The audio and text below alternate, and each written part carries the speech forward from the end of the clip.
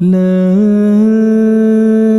إله إلا الله لا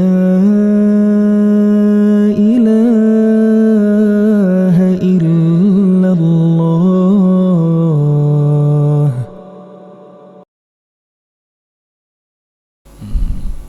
Di Aceh ini tes baca Quran penguasa ada nggak? Gubernur ada ya, anggota dewan ya. Nah ini udah gitu. Memang harus ada tes, bukan hanya baca Quran, pengetahuannya terhadap syariat. Karena dia nanti menjadi amri, apa namanya? Ulil amri. Dia menjadi wali negara, wali wilayah seperti itu. Maka ketika dia berjalan misalkan seorang wali ini di daerah kekuasaannya, fal waliyu ahqqu bil imamah, dia wajib menjadi, dia berhak menjadi imam. Ya, terasa itu ya, kalau gubernur jadi imam terasa kan? Terasa sekali, itu beda itu pengaruhnya. Itu maka kenapa? Pengaruhnya itu beda itu. Gubernur jadi imam, presiden jadi imam, itu pengaruh pembentukan jiwa masyarakat itu beda. Ya, seperti itu. Waliyataqaddamu ahadun, tidak boleh seseorang ke depan, ya, nggak boleh ke depan. Walaupun ulama lain pun tidak boleh ke depan ketika sudah ada penguasa, karena penguasa ini lebih hak menjadi imam. Maka Abu Bakar Siddiq radhiyallahu an itu dalam Madinah itu menunggu selalu Nabi Muhammad, ditunggu gitu. Kecuali ada kabar sakit baru Abu Bakar ke depan gitu. Ini pengaturan dalam Islam. Jadi dalam Islam itu penguasa tidak lepas dari dia menjadi seorang sosok alim, orang ahli agama. Seperti itu. Dan ini kita kalau ingin memajukan negara memang harus seperti itu. Cuma kemudian Belanda merusak. Katanya apa? Ulama tidak boleh masuk berpolitik. Ini siapa yang bilang pertama kali ini? Mau tahu? Siapa? Kok diam semua? Ini Bapak baca buku The Agers, itu tulisan Senuk Roja. Salah satu kebijakannya adalah jauhkan politik dari ulama. Jadi yang berpolitik itu nggak tahu agama, sehingga yang terjadi apa? Hancur-hancuran. Seperti itu. Baik. Waliyatakaddamu ahadun, tidak boleh seorang ke depan, ya, nggak boleh seorang ke depan, walaupun seorang ulama nggak ke depan dia. The sultani fi sultanihi, jadi ketika ada penguasa dalam kekuasaannya nggak boleh. Seperti itu, ya, nggak boleh. Baik fi maktubatin, baik dalam salat wajib, wala nafilah, baik dalam salat nafilah, salat sunat. Salat sunat yang berjamaah salat apa?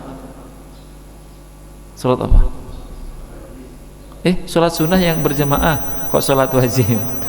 Tarawih, salat tarawih itu salat sunnah yang disunahkan berjamaah, ya, itu salat sunnah. Wala aidin, dan juga tidak dalam salat aid. Salat itu penguasa.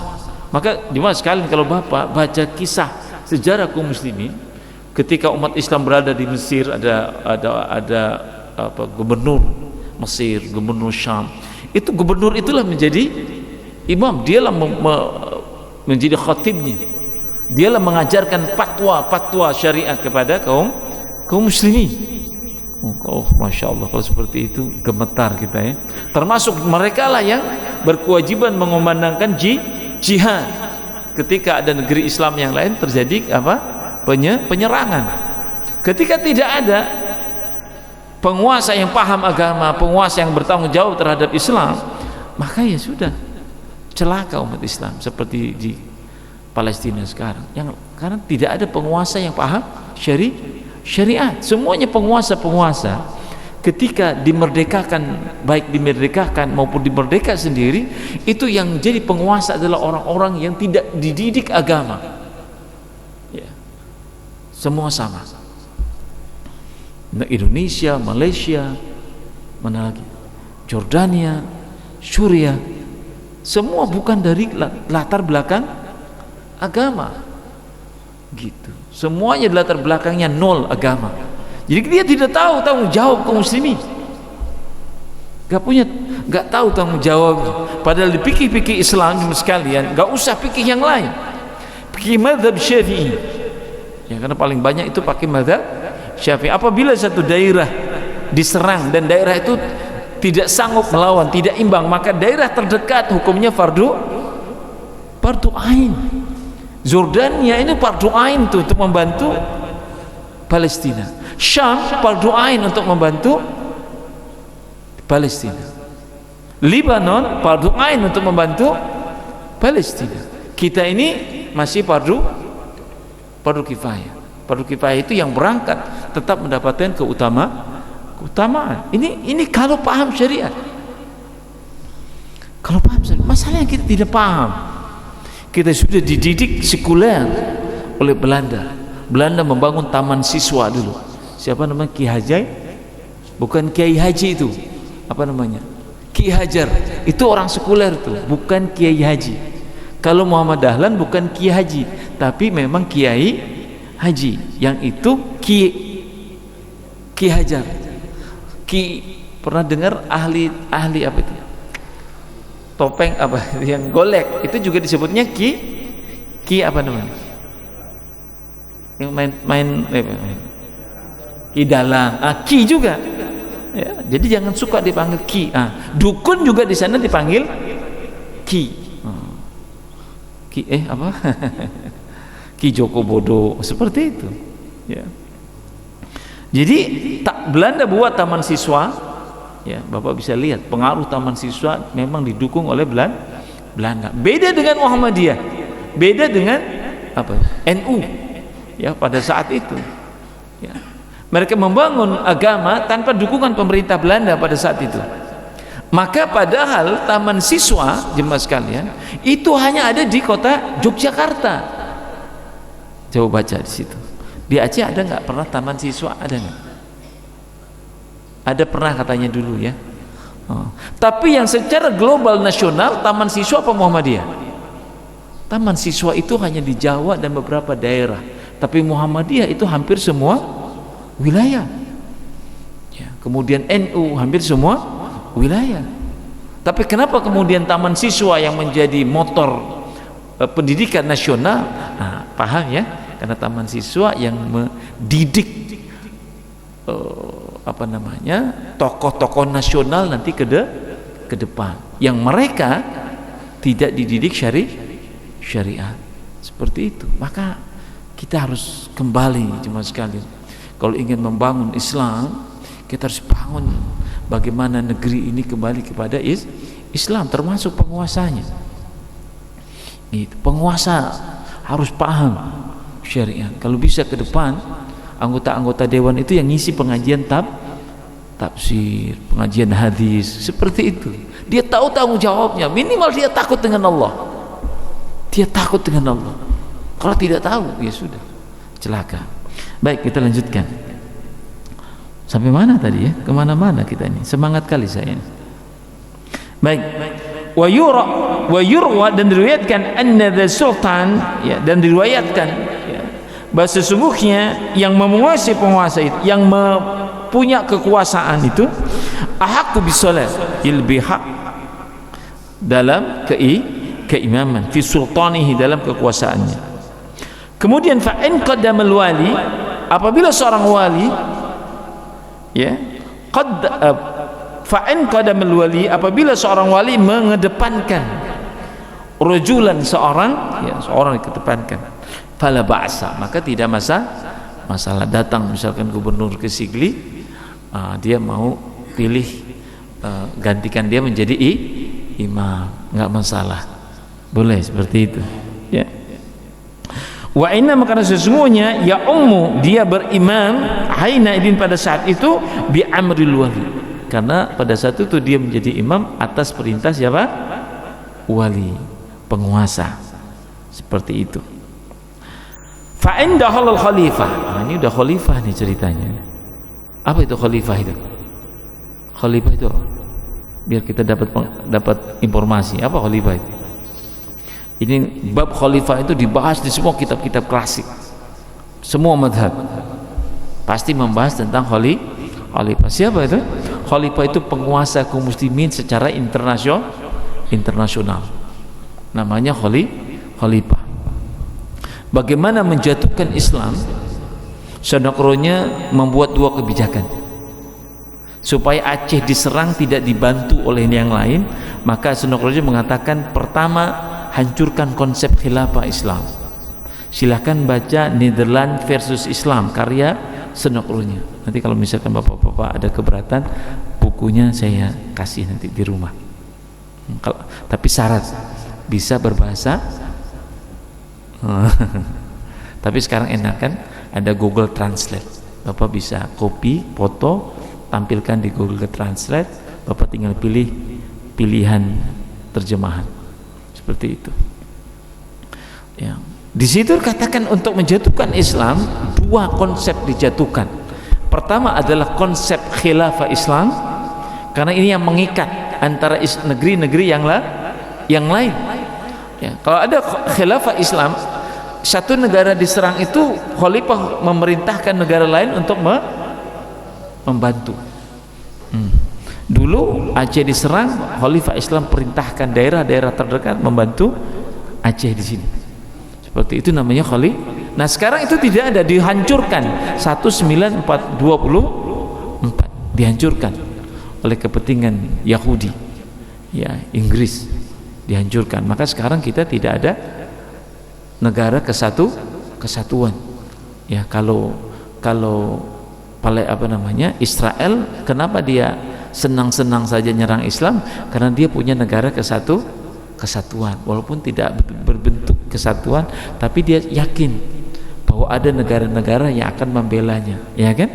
Tapi Islam kita tidak yakin. Kalau Indonesia diserang, siapa yang bela Indonesia? Ayo, tunjuk tangan.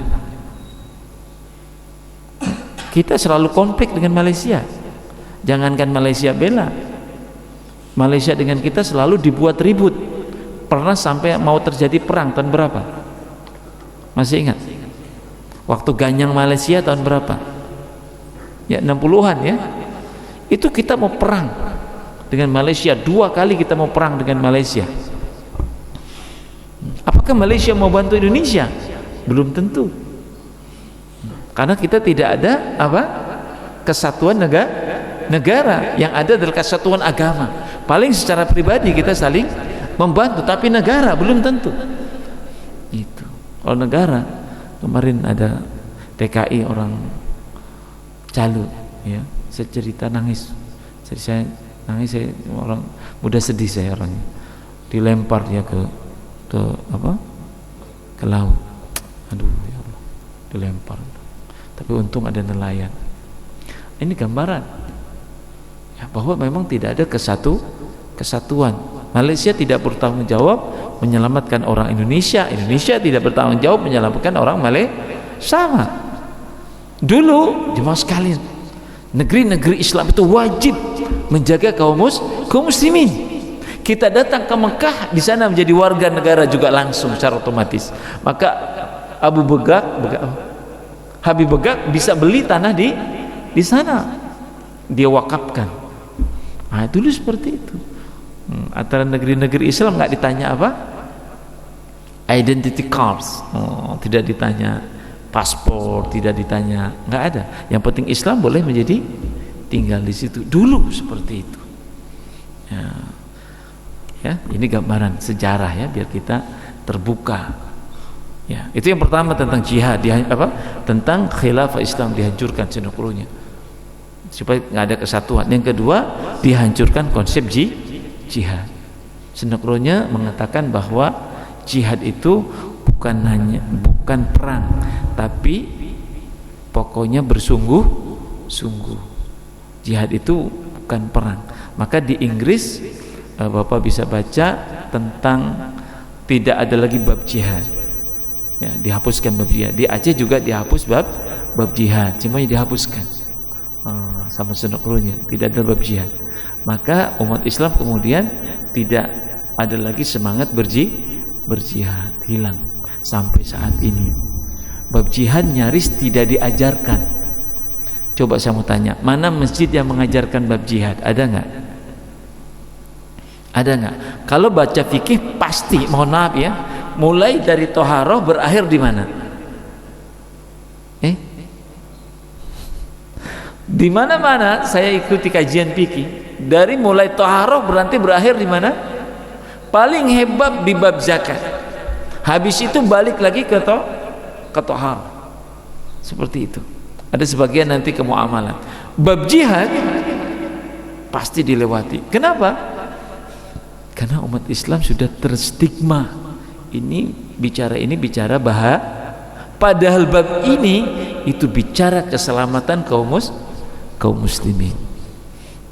Keselamatan. Cuma dirusak ya dengan adanya teror, dengan adanya kejahatan-kejahatan yang mereka melakobkan jihad. Padahal Bapak sekalian, istrinya Bill Clinton, siapa istrinya Bill Clinton? Hillary Clinton. Dia mengatakan I create the terrorism in the world. Bapak bisa lihat kalimat itu diangkat di Al Jazeera tahun 2021, saya masih ingat. I create the terrorism in the world to make, untuk membuat skema keburukan terhadap jihad. Jadi yang buat siapa? Mereka sendiri yang membuat gambaran buruk terhadap jihad, mereka sendiri, supaya umat Islam tidak bahas itu. Ketika umat Islam dihancurkan mereka, umat Islam tinggal hanya apa? Hanya lihat. Seperti itu. Ini